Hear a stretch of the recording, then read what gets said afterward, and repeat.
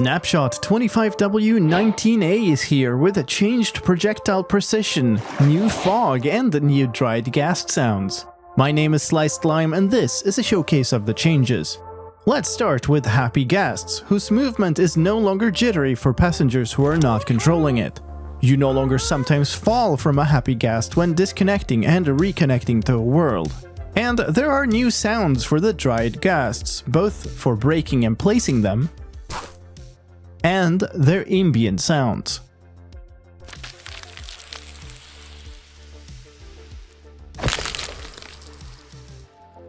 In gameplay news, tamed animals now sit down once again if the owner is in another dimension.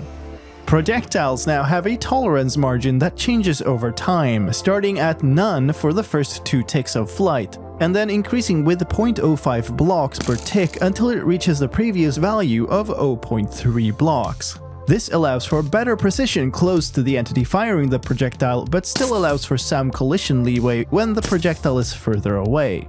Just touching fire for a short time no longer sets you on fire for a really long time. The player who lit a TNT is now credited with the kill even if the world has been reloaded. And Vexes now properly remember their summoner even if the world has been reloaded, and react properly when their summoner has been killed. In visual news, clouds no longer fail to render sometimes depending on the angle when you're high above the world. The fog of the game has been tweaked for improved atmospheric perspective. It now also becomes foggier when it rains, even in biomes that don't actually have rain. This fog only shows when outside and fades the further away from skylight you get. And more user interface fixes in this version. The Leave Bed button is now visible again. Signs are no longer blank in this version. The main menu panorama no longer has some flickering problems. Creative mode tab icons no longer show the item cooldown overlay if such an item had been put on cooldown. And the debug crosshair now renders correctly once again.